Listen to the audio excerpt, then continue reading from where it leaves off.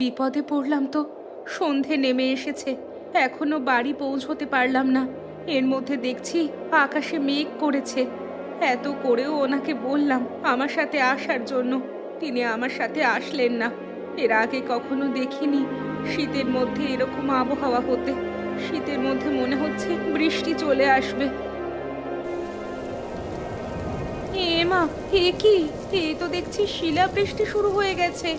আকাশ থেকে বড় বড় শিলা পড়ছে, রাস্তা যে একদম পিচ্ছিল হয়ে গেছে। কে কোথায় আছো?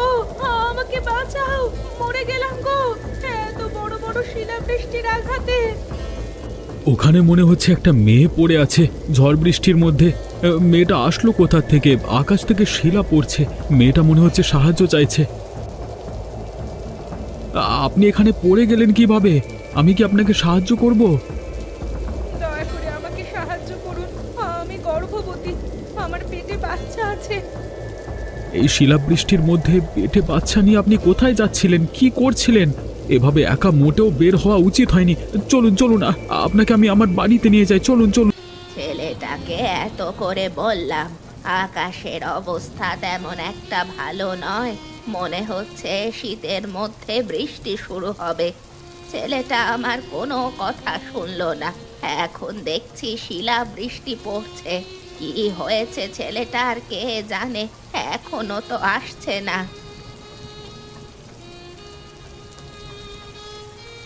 কিরে গঙ্গারাম, তোর সাথে এই মেয়েটিকে মেয়েটিকে তুই কোত্থেকে নিয়ে আসলি?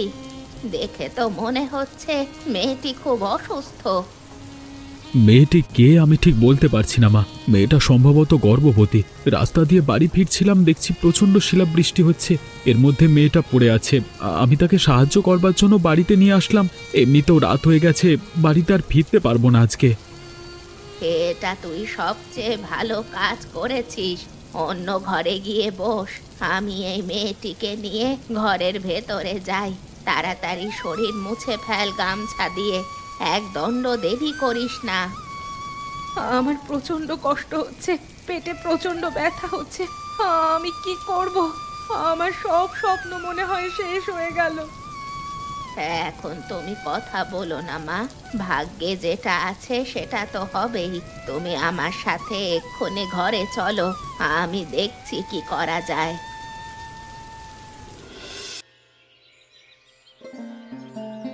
কখন থেকে আমি এখানে আছি আমার তো কিছুই মনে পড়ছে না।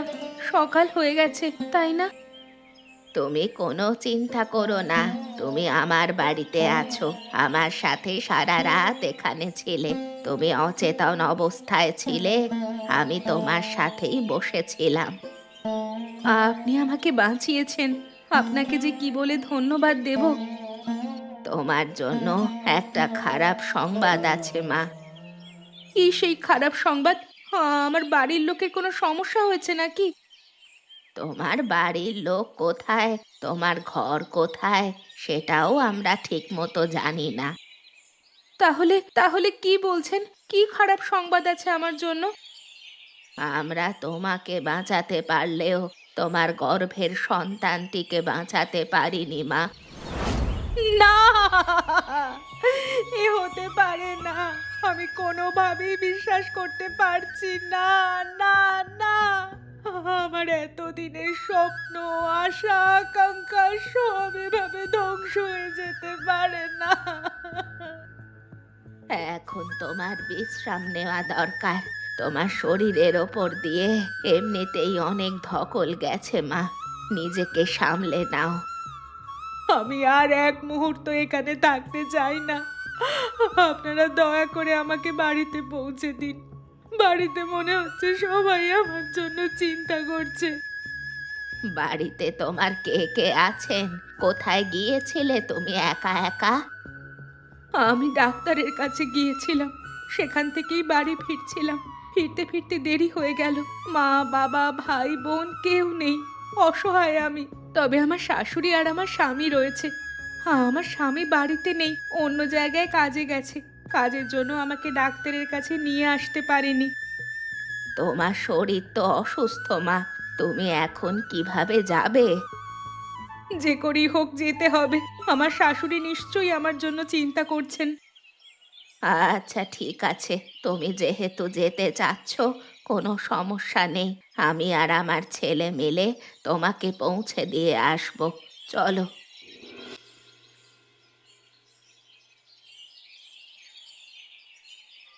মা, মা আপনি কোথায়?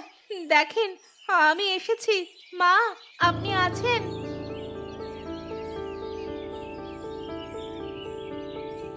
কিরে হতচ্ছাড়ি, কোথায় মরেছিলি তুই? কালকে রাত থেকে পাশের বাড়ি পর্যন্ত তোকে খুঁজে এসেছি। তোর জন্য যে এখানে চিন্তায় চিন্তায় আমি মরে যাচ্ছি সে খেয়াল আছে তোর? কোথায় ছিলি তুই? আপনার বৌমা আমার বাড়িতেই ছিল। আপনার বউ খানিকটা অসুস্থ। এখন ওর সাথে কোনোভাবেই খারাপ ব্যবহার করবেন না, তাহলে ওর অবস্থা আস্তে আস্তে আরো খারাপ হবে। আমার বউ যে অসুস্থ সেটা আমি ভালো করেই জানি, সেটা আপনাকে বলে দিতে হবে না। আর আপনি যে আমার বউকে সাহায্য করেছেন সেজন্য ধন্যবাদ। তারা একবার ঘরে এসে বসবে না মা? আরে না না, আমরা ঘরে গিয়ে বসবো না, অন্য কোনো দিন আবার তোমাকে দেখতে আসবো। আচ্ছা ঠিক আছে বুড়িমা, অন্য কোনো দিন আপনারা এখানে আসবেন। আর হ্যাঁ গঙ্গারাম দাদা, আপনাকে অনেক ধন্যবাদ। আপনি যদি আমাকে সাহায্য না করতেন হয়তো আমি মরেই যেতাম, মরে ওখানে পড়ে থাকতাম, কেউ জানতও না। তেমন কিছু না, আমার মা যে শিক্ষা দিয়েছে আমি সেটাই সবসময় পালন করি। আচ্ছা ঠিক আছে, আর কথা বাড়াবো না, আমরা তাহলে আসি। আপনার বৌমার একটু ভালো করে যত্ন নেবেন। আচ্ছা ঠিক আছে, আপনারা আবার সময় করে আসবেন, এসে একটু বেরিয়ে যাবেন। আচ্ছা ঠিক আছে।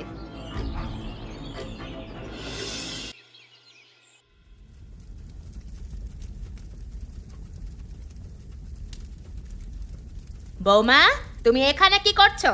তোমাকে না কত করে বলেছি তোমার এসব কাজ করার দরকার নেই। এসব কাজ আমি করব।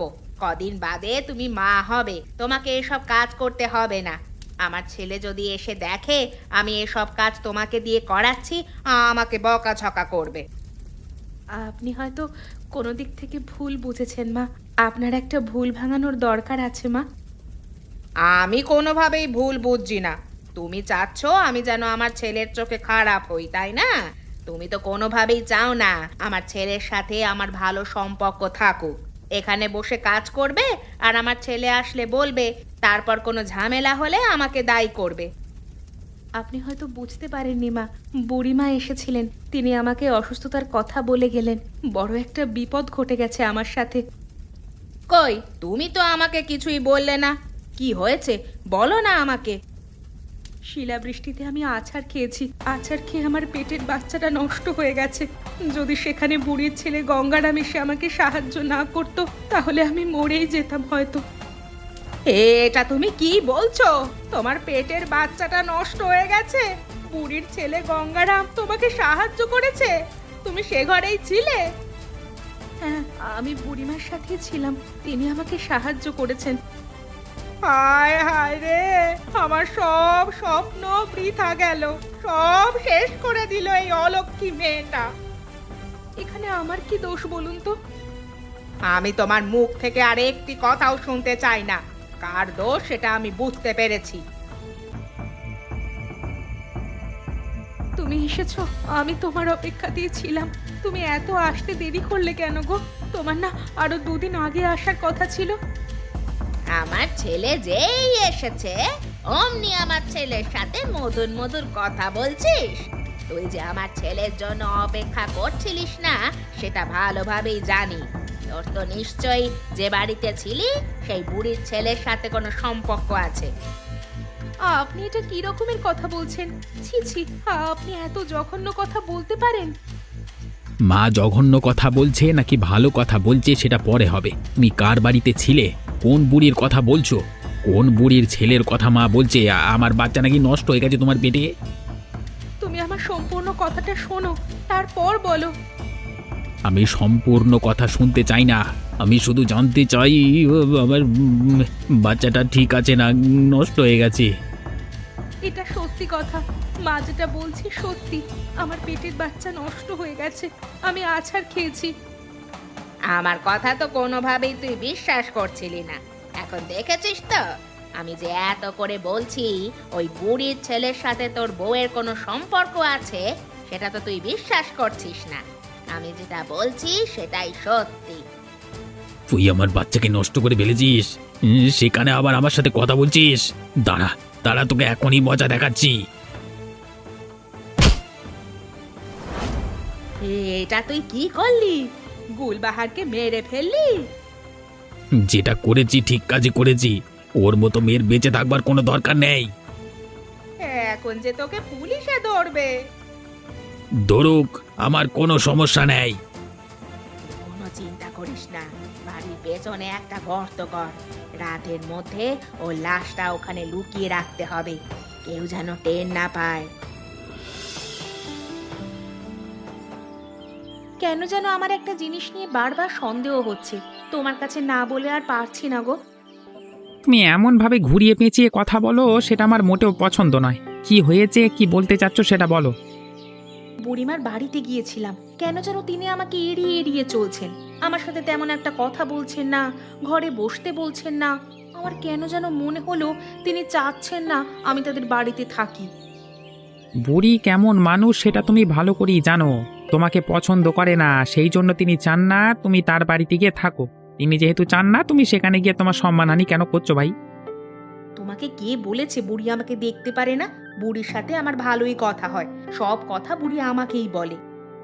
তোমার সাথে যেহেতু বুড়ির এত খাতির, তাহলে তোমাকে এড়িয়ে চলবে কেন?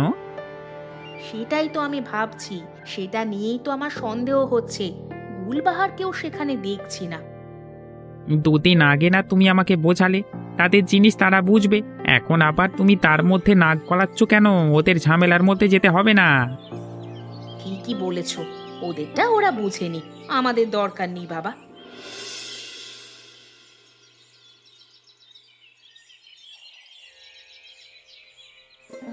আপনারা কারা? আপনাদের তো চিনতে পারলাম না। বাড়ির মধ্যে কিভাবে ঢুকে পড়েছেন? হ্যাঁ, অপরিচিত মানুষ হয়ে বাড়ির মধ্যে এভাবে ঢুকছেন, মনে হচ্ছে আপনারা আমাদের পরিচিত। তুমি হয়তো আমাকে চিনতে পারছো না, সেজন্য অপরিচিত মনে হচ্ছে।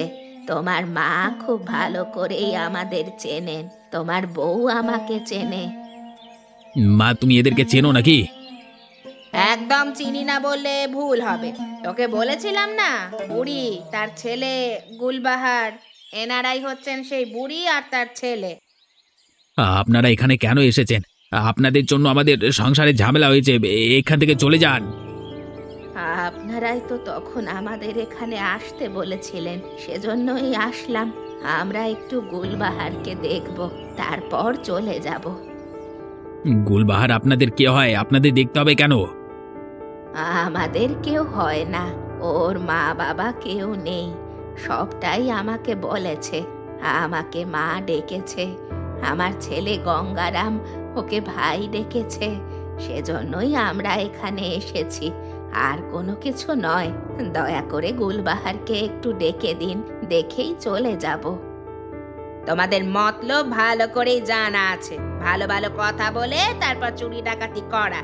আমাদের বউ আমরা বুঝে নেব, তোমাদের এত পাতানো মা ভাইয়ের দরকার নেই। এখান থেকে চলে যান বলছি। আপনারা আমাদেরকে এভাবে তাড়িয়ে দিচ্ছেন কেন সেটাই তো বুঝতে পারছি না।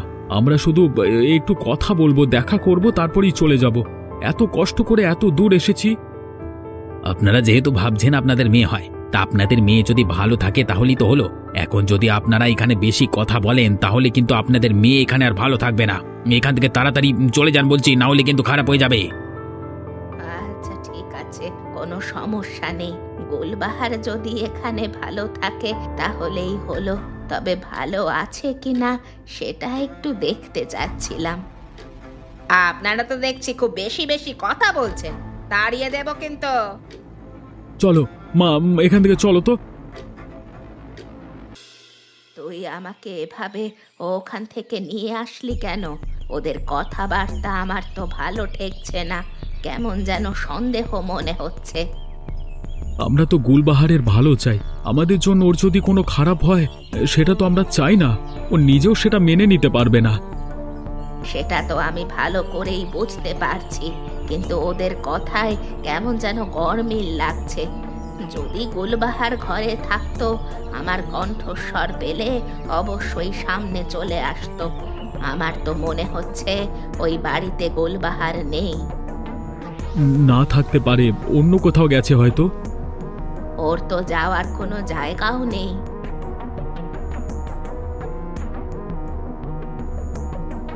আপনারা কারা? এই গ্রামে নতুন দেখলাম। আমরা এই গ্রামে নতুন, পাশের গ্রামেই থাকি। গুলবাহারকে সাহায্য করেছিলাম শিলাবৃষ্টির রাতে। গুলবাহারের শাশুড়ি এখানে আসতে বলেছিল, এখন এসেছি। গুলবাহারের সাথে দেখা করতে চাচ্ছি, অপমান করে ওরা তাড়িয়ে দিল। আসতে বলে আবার আপনাকে তাড়িয়ে দিয়েছে? তোমাকে আমি বলেছিলাম না, দেখেছো? তুমি আমাকে বলেছিলে, কিন্তু তখন তো তেমন একটা গুরুত্ব দিইনি। এখন তো তেমনটাই মনে হচ্ছে। আমরা গ্রামবাসীরা সবাই মিলে চলো ওই বাড়িতে যাই, গিয়ে সবাই মিলে ধরলে আর না করতে পারবে না। আপনারাও আমাদের সঙ্গে আসুন তো, সবাই মিলে গ্রামবাসীদের জানাই।